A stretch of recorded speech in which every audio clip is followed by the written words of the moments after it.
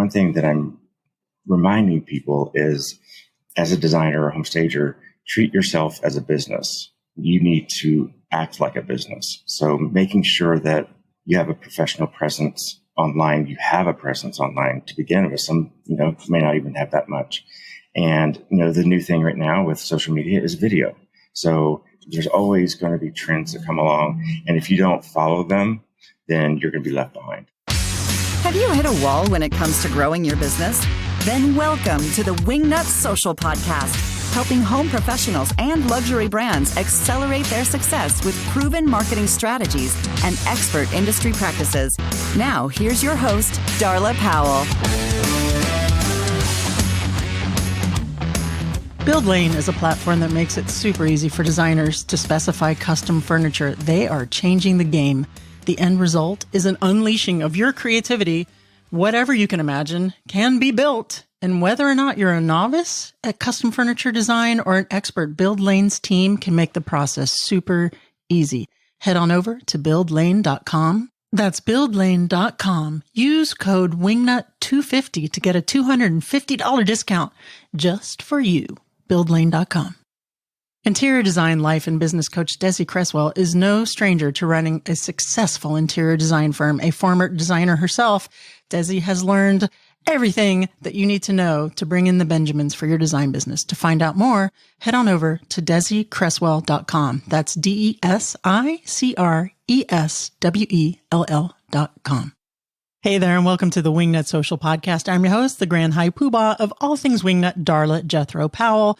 Welcome to the Wingnut Social podcast. If this is your first time, this is a marketing and business practices podcast targeted to the interior designers in the adjacent verticals, the home pros and such. But if you're not even in those industries, the tips, the business tips and the marketing tips that you're going to find here are going to help you out a ton.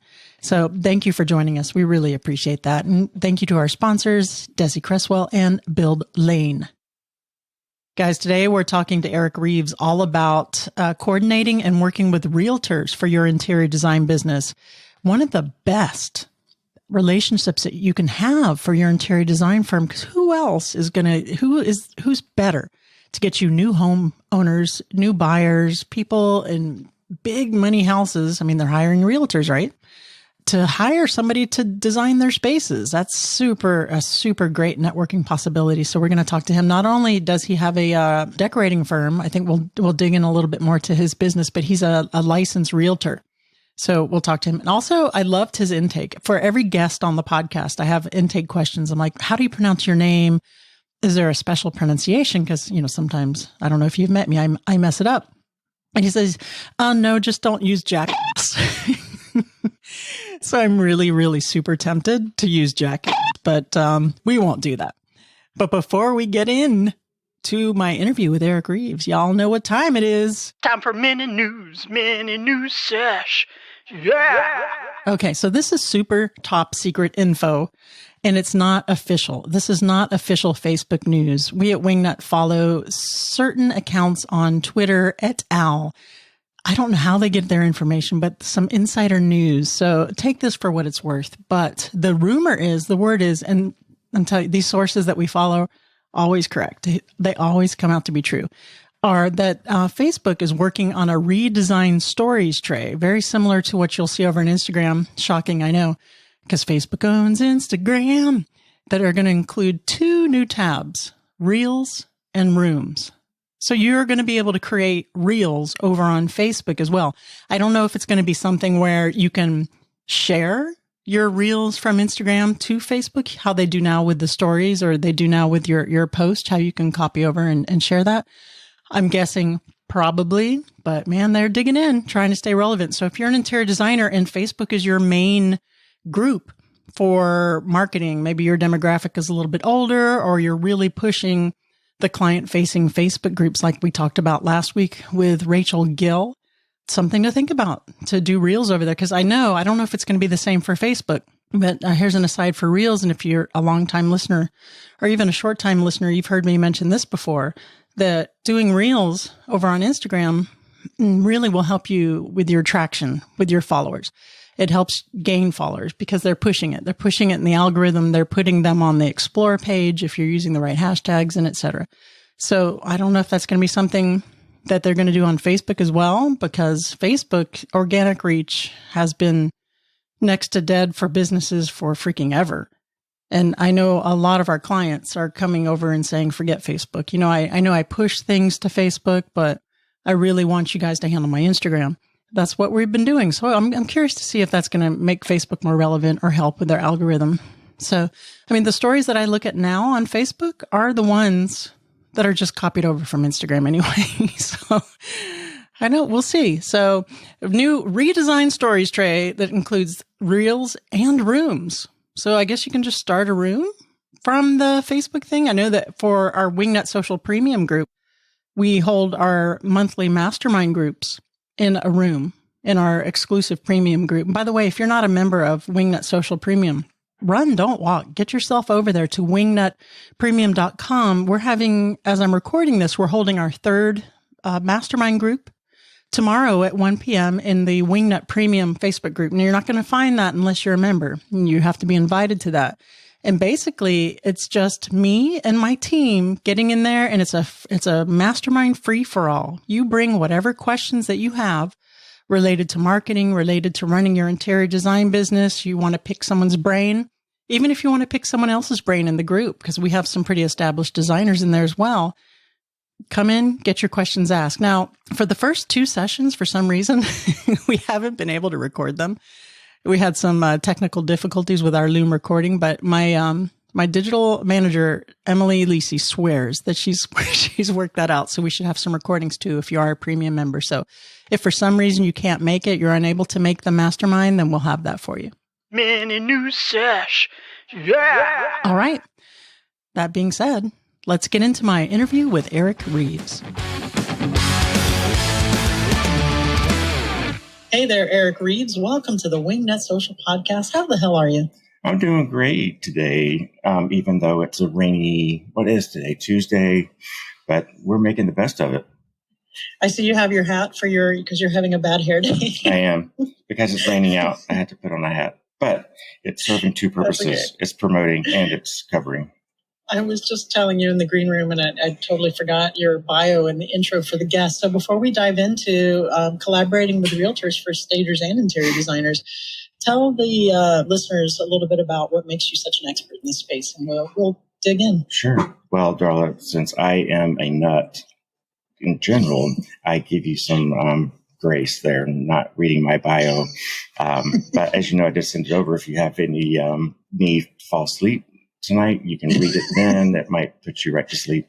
But no, my name is Eric Reeves. I live in the mountains of North Carolina in a little resort town called Blowing Rock. And it is a seasonal town. We get a lot of people up from Florida, Texas, sometimes New York, but and then the surrounding cities, Charlotte and Raleigh. But I've grown up here. I moved up and down the East Coast in Chicago, where I went to interior design school. After 9/11, I was a flight attendant for a major airline and decided this may not be the career path for me. So I went back to school. I have a degree already from Appalachian State in advertising and communications. So then after 9/11, I went to interior design school and moved back down to North Carolina, and I got my real estate license in 2004. So I've been a licensed realtor since then, and I've been active for the past 13 years in the real estate industry. And then I also, as you know, started my interior consulting firm, and we are just celebrating our 5th year in business. So yeah, congrats on that. Yeah, and that thanks. That's RYS, right? RYS Your Space. It's Refresh Your Space. So yeah, it's shortened. Refresh Your Space. Mm-hmm. Okay. RYS Interior Consulting. Mm-hmm. Okay, cool. So you're pretty much covering all the bases for this podcast: real estate, marketing, and interior design. Just out of curiosity, what made you decide to go get your real estate license, having already had a degree in interior design? I grew up in real estate. My mom was a real estate salesperson in the 70s and went on to get her broker's license. So I used to go with her to help measure houses, or if she had an appointment, I'd hang out in the car. And then I called myself the office rat because I was always hanging out in the office. And when you're in there, just kind of absorb all this information. And so I used to help her organize her MLS books before we had the computers, that they used to get these big books monthly, and that's how you found your homes. And I would go through there and stare at the homes and read all the descriptions. And so, yeah, I've just kind of grown up in it. So it felt like the natural course.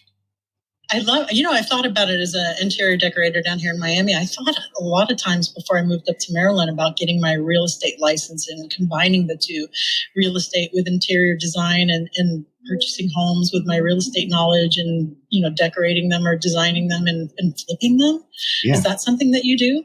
I do not. I could. It's a lot of work. And with the two businesses, I am lucky enough to be busy. And so it may be something I go into if and when I start scaling up my business and hiring associate designers or other positions, which I'm working on right now with getting an assistant. That's going to help tremendously. But yeah, the two feed off of each other, so they're very symbiotic. Right. So let's dig into that. How does your being a realtor, since we're going to look at it from the interior design angle, help your interior design business? How do they feed off each other? Well, and I say it that I can stage it, sell it, and remodel it. So if you purchase a home, and when you're looking at homes and I'm showing homes, I have the ability to have the vision to say, oh, well, we could do this, you could do that, and help them. And there's actually a Fortune 500 article that came out about how you should shop for houses with an interior designer. And it's that reason, so that whenever you're looking at something, they may not see that, oh, well, if you switch this, you'd have what you're looking for, because there is no such thing as the perfect home. If you ask anyone who's ever built a home, they'll always tell you, well, I wish we would have done this. So that helps. Right. And then also I'm thinking about resale value. So whenever they're talking about doing any kind of improvement, and I want to make sure that they're staying within the budget of the neighborhood. They're not overdoing it. Right. I find this really fascinating. So you could really be, I'm trying to think of which angle is more important, to be an interior designer with a real estate license or a realtor with their interior design degree. That's a deep philosophy question. It is, right? It's like the chicken or the egg. Which came first? It's right. It's like, which business is it benefiting you more to make, the gravy on? You're selling the house, so you're getting a commission there for sure. So that's a whole business into it. Right. So getting an interior design client, how do you find the time to do all this? I don't know, to be quite honest. I work a lot. Genius. Days off are a thing of the past. But, that's saying if you love what you do, it's not really work. That's sort of true. It's still work, but I enjoy what I do. Yeah, so I know the feeling. Works. I do that. That's how I am with Wingnut. But that is absolute genius. If you're a realtor with an interior design degree, to just go in there and do that side of the business too. I mean, That's not what the show's about, but it could be what it's about. That's fascinating. Well, and it just makes sense. And whenever I started my business, I was really starting it for home staging, because where I live, there wasn't any. We don't have any furniture rental companies. We don't have any home stagers. We have several interior designers, but none of them offer this service. So I found a niche, or niche, however you want to say it, in the market that needed this service. And being a realtor, going in the homes and seeing how they were being presented, that is the marketing angle. So yeah, they all kind of just, like I said, they all feed off each other. Genius. Brilliant. Okay. So let's talk about, it's kind of obvious the need for stagers to network with realtors, because that, is an obvious relationship. You have to stage the house to sell it. We will get into some more detail in there why staging is necessary and how to sell those services to realtors. But what is not as obvious is, why should interior designers be networking and making connections with realtors? How is it going to benefit them and their firm? Well, if you think about it, your realtor is a resource. So whenever I sell a home, inevitably they need a plumber, they need an electrician, they need this, they need that, they need an interior designer. So that discussion always comes up. And most of the homes where I live are resale homes and not new construction homes. So as I said before, there's remodeling considerations that will come into place. And for the interior designer or home stager, either one, most people who own a home are eventually going to sell a home and need to buy a home. So once again, they all fit into each other because it's such a symbiotic relationship between this profession of design and staging and then the real estate. Mm-hmm. Let's go into the symbiosis a little bit. So it's kind of clear, it's kind of evident that the interior designer can make that relationship, and with people wanting to buy homes that need to decorate and furnish and to be in contact with those homeowners. I'm imagining with a certain amount of income too, you can determine what that's going to be. People are using a realtor to buy a home. Generally speaking, they have more income, I would think. Correct me if I'm wrong. No, it just because there's all price points, so it really just depends on. Right. So the designer is getting the benefit from networking with the realtor. What benefit is the realtor getting from networking with the designer? Well, once again, you want to, as a realtor, you want to be the resource for your clients. One, it keeps you in contact with them. It keeps you top of mind so that whenever they go to sell, or maybe they want to buy an investment property or a second home, the two need each other, because inevitably the homeowner is going to go, hey, do you know anybody that's got that does interior design? I want to remodel the bathroom, or I want to, the kitchen really is kind of outdated and needs some help there. And especially once again, where I live, it's a large second home, vacation home market. So a lot of these places are either vacant, meaning completely empty, or they're being sold furnished with furniture that's pretty old. And once again, a lot of the houses were built 50s, 60s. There was a big boom up here for that kind of home. It was kind of a ranch kind of style, 3 bedroom, 2 bath. Mm-hmm. So once again, there's remodeling that comes into play. So I think that one needs the other to be able to flourish. Right. Okay. So we've had guests on in the past, and a couple of them, specific names aren't coming to mind at the moment, but they might, who have suggested for interior designers and even stagers to have kind of like a giveaway, like a free consultation for realtors in order to have that be a benefit for them as well. And then they take that free consultation and upgrade it, to a full service kind of thing. What do you think about that? Is that necessary, or is that overkill? I think it depends on your market and the individual. I don't do free consultations. I do have, like welcome packets and packets that I can give to realtors that they can present when they're doing their listing presentation and say, I have this person I work with. Here's some of their work. Here's their website. And there's a lot of resources that I can pull together for them to be able to sell the service without me having to actually go do it for free.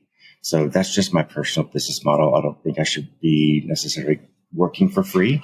I try to value my time, and especially with running 2 businesses, I just don't have a lot of extra time. So there's the rare occasion. I'm not saying a never, but for the most part.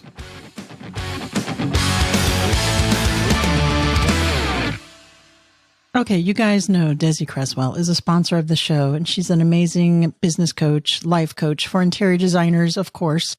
And she's also a previous former, how do you say that? I know in the military you have to say former, not ex, former interior designer. So she absolutely 100% knows what needs to be done in business as an interior designer in order to be profitable, to make money, and to be happy and not to be overwhelmed. So if you attended any of her focus fix that she had, the 5-day focus fix on Instagram, she got tremendous reception on that. That was 5 days, 15 minutes on just tips on how to get your head out of your butt and not to be overwhelmed and be more productive, but not just busy. Be productive with meaning and to get your mindset in shape. And it was tremendously valuable. And then her Out of Overwhelm coaching that I'm sure many of you have signed up for is another fantastic program. But now I announce to you her Design to Thrive private coaching partnerships. There's only a few spots available for the rest of the year. And she's in high demand. So it is time to get on her calendar for these private coaching. It's a 6-month fully customized coaching experience that includes live coaching sessions with Desi twice a month and unlimited, listen to this again, unlimited between session support. So you always have support when you need it. If you're anything like me, you will get your money's worth from that alone. And Desi just doesn't jump in willy-nilly. All of her coaching partnerships begin with a complimentary consultation, right? Where she discusses your current challenges and your goals and the steps to get you where you want to be. So if it's a good fit for you, if it's a good fit for Desi, then guess what? You guys can work together on her coaching. And the next that she has is Designed to Thrive, the private coaching partnerships.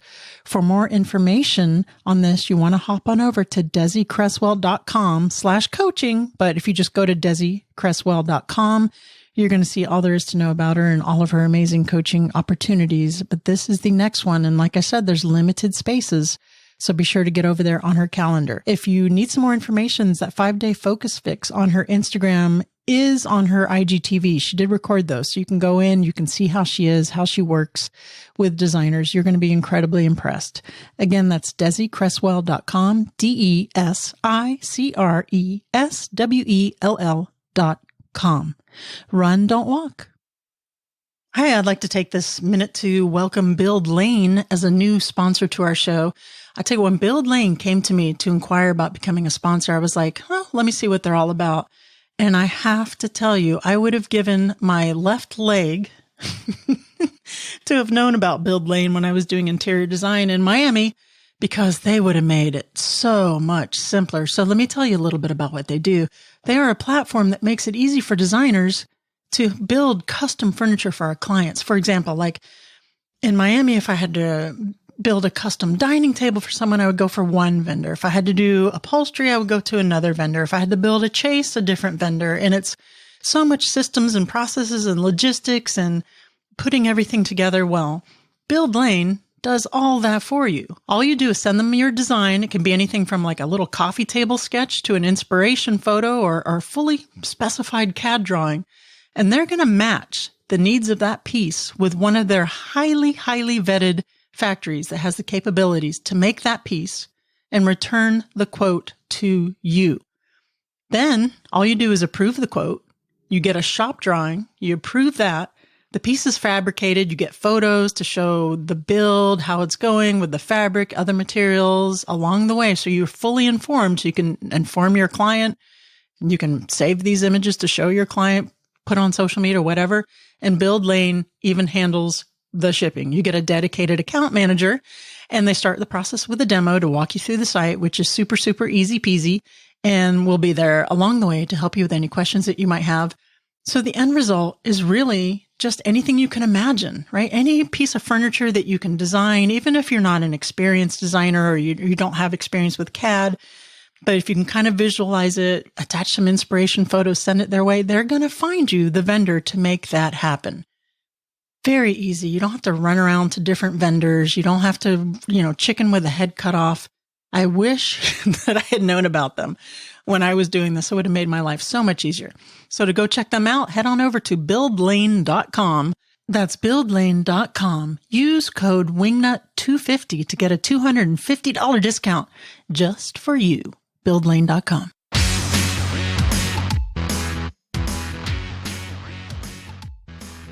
Yeah, so that's, and I appreciate that point of view. And I mean, it really boils down to what works best for you and your business model. So what are some of the things like you are your own realtor, so that kind of makes it. So what would some of the things be that you would suggest for a designer to offer a realtor other than just being a resource for, hey, here's a designer? Well, and I was going to say, sorry to go there with, I'm my own realtor, because I am a realtor here in town, and we are a small town. Everybody knows everybody in the real estate community, air quotes. I am very careful to never cross that line of I'm working with you as your designer or stager versus I'm working with you as your realtor. And most times I don't even offer my service when I'm shopping with the homeowner, or if I am their realtor and we're looking, or, if I am listing their home, I don't really offer that service to them because I don't want to muddy the waters of being both. Obviously, if I'm listing their home, I'm going to go through with them and we're going to do a checklist and point out things, and you need to do this. So that would be my free consultation, okay. If I'm listing the home, because, it's going to pay off in the end. And I know that I'm going to get paid, which is what we're all in business for. Is it a conflict of interest for you to be a realtor and be their designer again? No, that's why I'm very careful not to cross that line. So most of my home staging business comes from realtors. And because I've built a reputation in town of not crossing that line, people trust me. And so, people are going to buy from people they know, like, and trust. So building your reputation in town or in your market is going to make this easy for you, or it's going to make it really hard for you. So that's why it's important to keep a good reputation. Okay, so let me just make sure that I understand 100%. So you're a realtor and an interior designer, but you can't go and show the home as a realtor and say, oh, and by the way, after I sell you this house, you can also hire me to design it. That's against your professional practice. Oh, no, okay. If I'm working with them as their realtor, then of course I'm going to be saying things as we're looking at homes, offering my, suggestions and whatnot. And they do know that I am an interior designer. So, but I'm not trying to sell both services at the same time. I know it's very confusing, but it's... Yeah, it is a little. Yeah. It is. And is that something that you've made a choice in doing, or that's something that professionally you have to do? No, I made that choice. Okay. All right. Okay, cool. Again, so I just want to make sure that I have a good reputation of not trying to steal people's clients. Because that's not. Okay. All right. Gotcha. Okay. Terrific. Okay. Good to know. How do home stagers reach out? What do you suggest for them to do to realtors in order to sell their value to convey that, hey, realtor, you're going to get more money for this house, which ergo means more commission for you. It's going to be on the market for less amount of time, et cetera, if you stage it well. How does a home stager convince a realtor in that? How do they start networking with realtors? What's the first step? Well, first off, you need to know your numbers. So having a good relationship with realtors just makes your job easier, because you need to know the demographics of the area. You need to know how many months of inventory is on the market right now. What is the market like right now? Is it super hot? Is it a seller's market? Is it a buyer's market? So having your numbers together as the home stager and being able to present them, just like you were saying, like if you stage your home before it goes on the market, so that your first pictures are of a pretty nice staged home, it's all about perceived value. So somebody in 95% or more of people start their home search online now. So that's very important. So being able to communicate that to your client, which that might be the homeowner, or it could be the realtor, and then having a professional presence. So having a professional website, having good packet of information that you can provide that is not something that you just, either pulled off the internet, or you cheaply made copies of it at the Staples or whatever store. I don't know what they're called anymore. Just having a professional presence and being able to communicate what you just said about how if it is done, if you do these steps, you're more likely to make more money, which that's why we're all doing this. I want to make more money for the homeowner. The homeowner wants to make more money, and the realtor wants to make more money. So, being able to communicate that and having your numbers, it always comes down to numbers. Okay, as long as we're talking about home staging, I have a question for you. I've noticed, because I'm actually in the process of home buying. I just moved from Miami to Maryland, Southern Maryland. And I've noticed that are you in Southern Maryland, maybe? No. Yeah. But I could be. I've noticed a lot of the homes are staged digitally, looking online. You can see it. So how is that affecting the staging industry, and what are your thoughts on digital staging? I think there's a place for both. The realtor I referenced earlier that called me this morning, he needed a quick turnaround. It wasn't, the price point's not super high. So I thought I was going to be able to help him out. And it turns out I just decided, I didn't want to spread myself too thin. So I recommended that, he do digital staging. And, they both have their place. Personally, if I am showing homes and I've printed up their packet, this is what we're going to see today, and they've looked at the pictures online and they see this pretty house, and we get there and it's empty, it's kind of a big letdown, Yeah. Because a lot of people don't have the vision to, have that in mind. And so to have the actual physical product in the home makes a huge difference. But like I said, there's a place for both. Yeah. That's what I was thinking too. I was looking at houses and they were done pretty well, but I could still tell, I mean, just from, being in the industry, this is a rendering. This is not, they've inserted this furnishings and, although it was well done, I was wondering to myself, how disappointed are people going to be when they actually go, the realtor opens that door and it's crickets, it's echo. Exactly. And like I said, where I live, a lot of homes are sold furnished.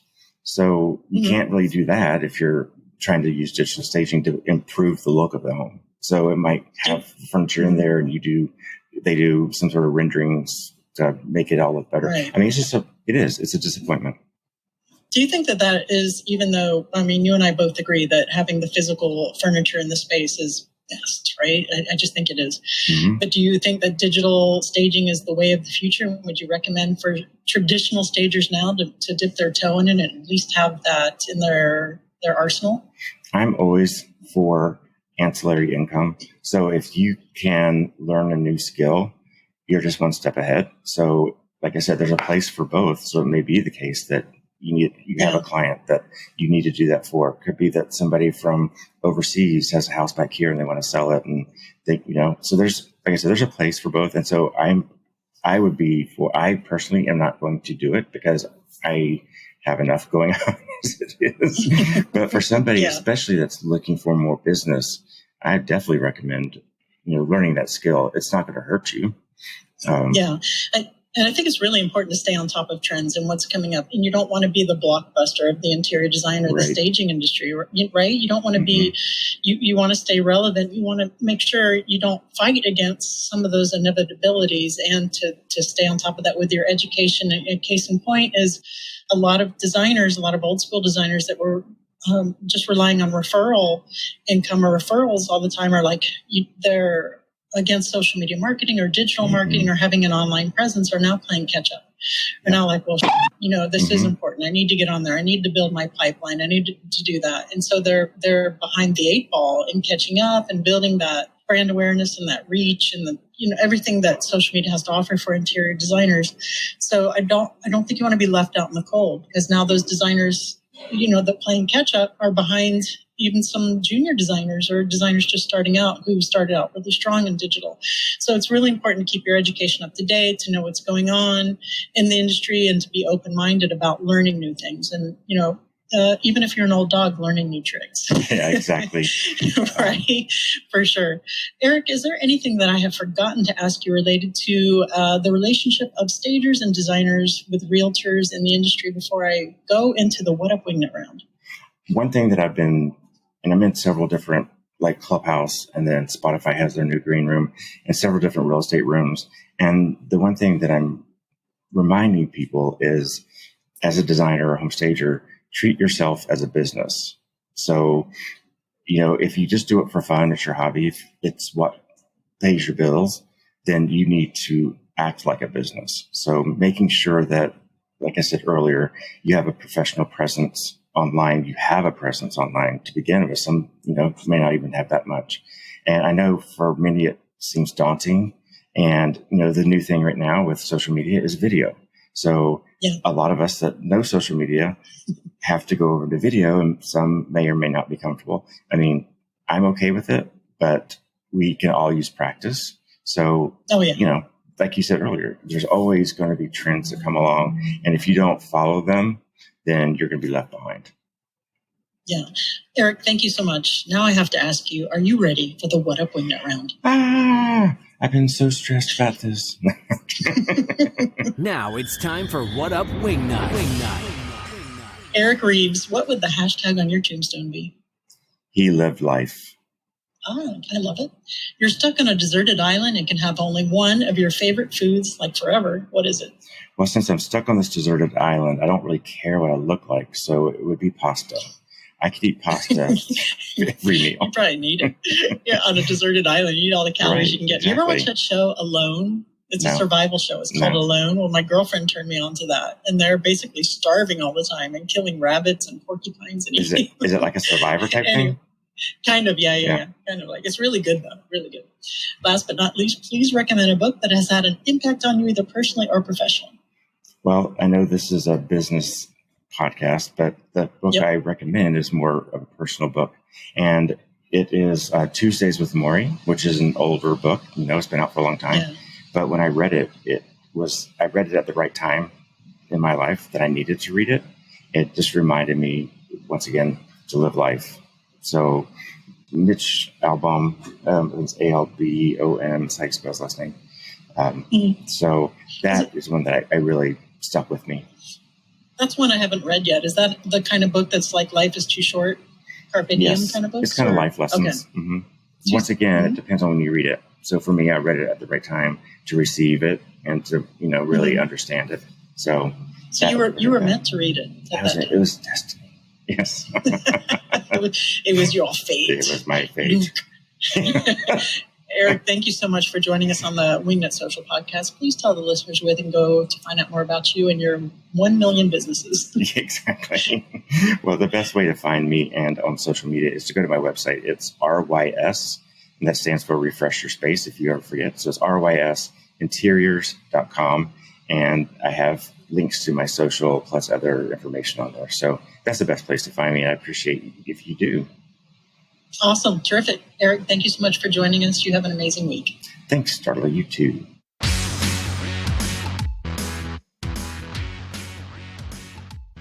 All right, guys. So if you're a stager or an interior designer, stager, of course, you need to be networking with realtors because they are going to bring you clients that are new home buyers. First of all, this is a very important niche.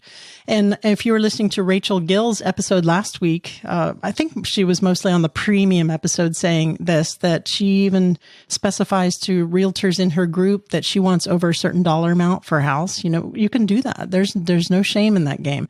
And I know that Eric said, he doesn't work for free, or, he has his own skills he brings to the table, or he offers when he networks with realtors. And he is a realtor, so that's a little bit of a different animal. But we've had guests on in the past that have been, offer something of value to the realtor. Maybe you get a half an hour consulting for staging, or you get a half an hour consulting for the design. You might have a home buyer that can't see the potential in the house, and maybe that realtor doesn't have the eye either. So guess what? Susan McNugget's Interior Design, you buy this house, you get a free 30-minute consultation, and of course you guys know that in 30 minutes you can't really do anything. So they're going to want to hire you for full service. Or you can say, if you're a stager or a designer, here's what could possibly be done with this house before you buy it. That's something I can offer you, Mr. Realtor. Now get me those clients. It's just something to think of outside the box. And I know there's a lot of controversy of working for free or giving free consultations. And it really, really, just like Eric said, it really just depends on your market and what works best for you and your business model. It really does boil down to that. I had a lot of success doing free consultations in Miami. After doing the paid ones for quite a while, I got, for some reason, just more clients, more higher end clients doing it that way after following Sandra Funk's advice. And you can listen to her episode on that. Her show number will be in the show notes, thanks to my fabulous editors at Podcast Fast Track. Shameless plug. And if you're not a member of Wingnut Premium, go over to wingnutpremium.com. I'm so excited to see my premium members tomorrow in our mastermind group.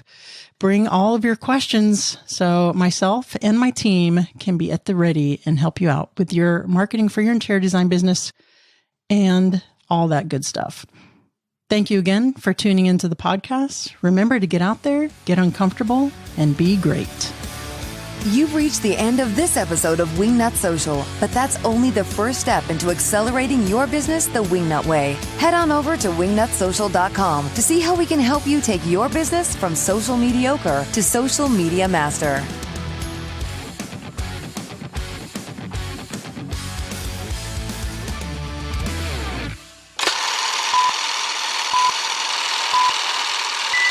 Look at this without a pop filter. Okay, problem solved. Problem is solved. Hey there, welcome to the Wingnut Social Podcast. I'm your host, the Grand High Poobah of all things Wingnut. Whoop, I forgot to start recording here. Hold on one second.